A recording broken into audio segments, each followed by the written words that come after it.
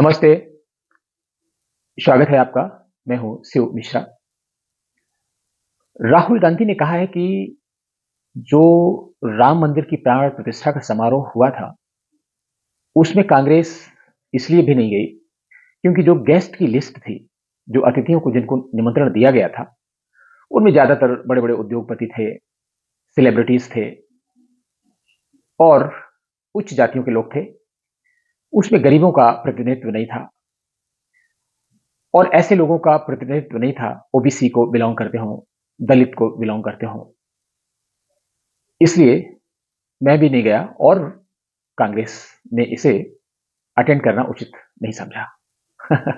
आप समझ सकते हैं कि जो राम मंदिर की प्राण प्रतिष्ठा हो रही है, उसमें सेलिब्रिटीज तो हो सकते हैं, इंडस्ट्रियलिस्ट तो हो सकते हैं, क्योंकि जो गेस्ट लिस्ट बनाई जाती है, उसकी अपनी इंडेक्सिंग होती है, उसकी अपनी क्राइटेरिया होती है। और जब भी कभी इस तरह का कोई शो होता है, कोई पहली शुरुआत होती है, तो कहा भी जाता है कि गणमान्य अतिथियों को बुलाते हैं।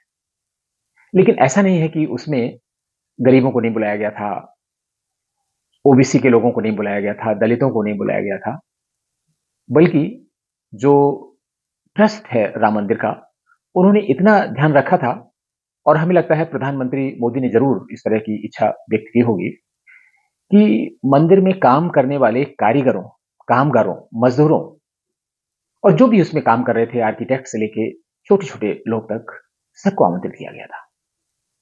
और इसके पहले यही चीज़ हम लोगों ने देखी थी वाराणसी में, जिस समय बाबा विश्वनाथ का जो कॉरिडोर बना था, उसमें भी उन्होंने सफाई कर्मचारी और सभी को बुलाए थे, उनके पैर भी धोए थे नरेंद्र मोदी ने। तो इन मामलों में तो इसे भले ही राजनीतिक स्टंट किया जाए, लेकिन प्रधानमंत्री मोदी या भारतीय जनता पार्टी कभी भी पीछे नहीं छूटते हैं। तो ये तो कहना बिल्कुल भी उचित नहीं है।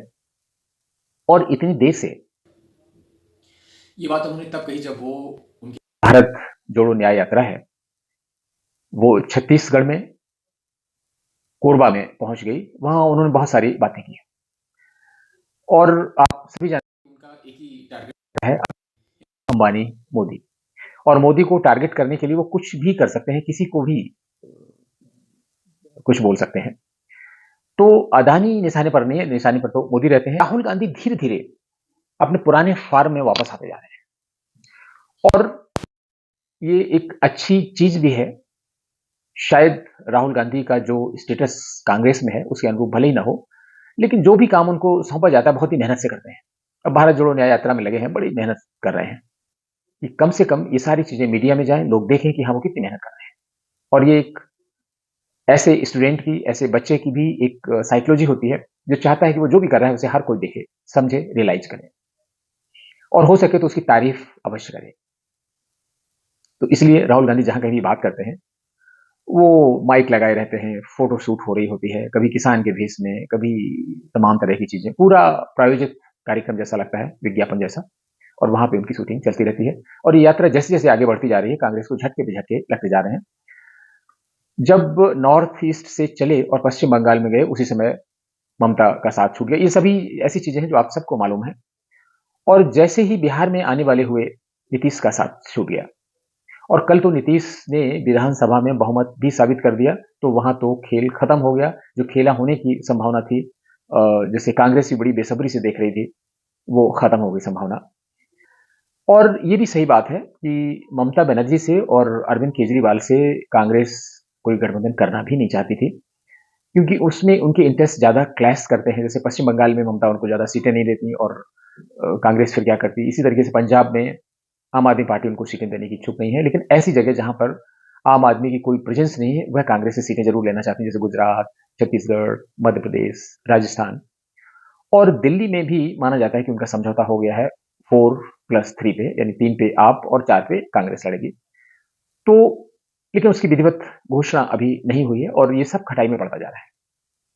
इसके साथ ही अशोक चौहान एक कद्दावर नेता है महाराष्ट्र के, उन्होंने त्याग पत्र दे दिया। इसके पहले भी कई नेता छोड़ चुके हैं महाराष्ट्र में। अगर नीतीश कुमार महागठबंधन के साथ रहते तो लोकसभा में कुछ सीटें उनको जरूर मिलती, लेकिन अब चूंकि नीतीश कुमार जा रहे हैं, मीन्स चले ही गए हैं भाजपा के साथ में, और भाजपा बिहार में शायद क्लीन स्वीप करने की स्थिति में पहुंच रही है, यही इसका उद्देश्य भी था नीतीश को साथ लेने का। इसके अलावा जैसे ही वो उत्तर प्रदेश में आने वाले हुए, शायद यहाँ पे 16 तारीख को उनकी यात्रा उत्तर प्रदेश में प्रवेश करेगी, और तब तक राष्ट्रीय लोकदल का साथ भी छूट गया।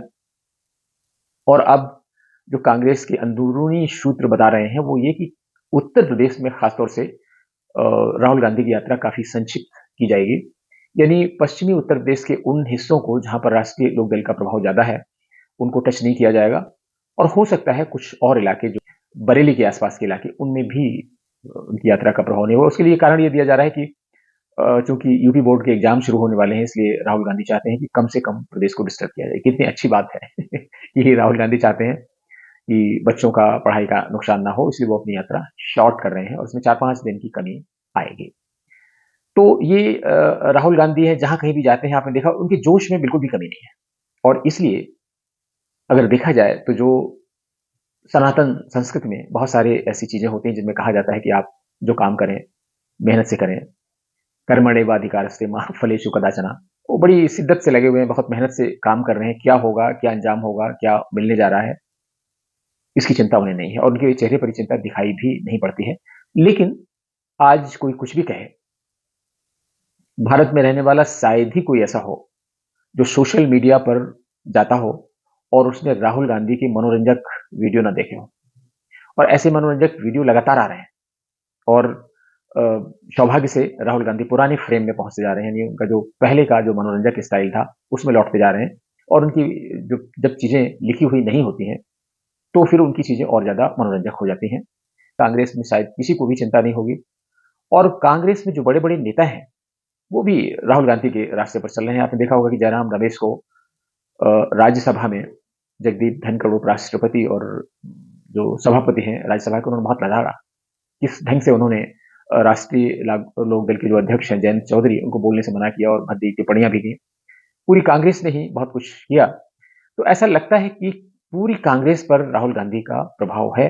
जनता उन्हें भले ही रोक ले, प्रधानमंत्री न बनने दे, लेकिन कम से कम कांग्रेस में तो उनका रास्ता रोकने वाला कोई भी नहीं है। और इसलिए बिल्कुल बेलौस बेलगाम होकर जो उनको बोलना होता है बोलते हैं, जो करना होता है करते हैं।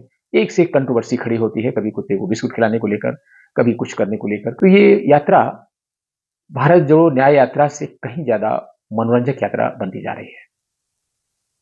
और जो घटनाएं महाराष्ट्र में हुई, जो घटना उत्तर प्रदेश में हुई, इसका क्या संज्ञान राहुल ने लिया, क्या इसका फाइनल कांग्रेस करेगी, इससे किसी को अभी कुछ मतलब नहीं। और सारे लोग, जितना भी मीडिया है, विपक्ष का मीडिया मीन्स अदर देन गोदी मीडिया कहा जाता है जो मोदी के फेवर की बातें करते हैं, तो अदर देन गोदी मीडिया है वो भी ये मान कर चल रहा है कि अब लड़ाई खत्म हो चुकी है और कांग्रेस नीति जो इंडी गठबंधन है वो लड़ाई के पहले ही हार चुका है। इसके बाद भी पता नहीं कांग्रेस को ये बात मालूम हो पाई है नहीं हो पाई है, और क्या सुधारात्मक कदम उठाए जाएं, इस पर कुछ किया जा रहा है नहीं किया जा रहा, किसी को कुछ नहीं पता है।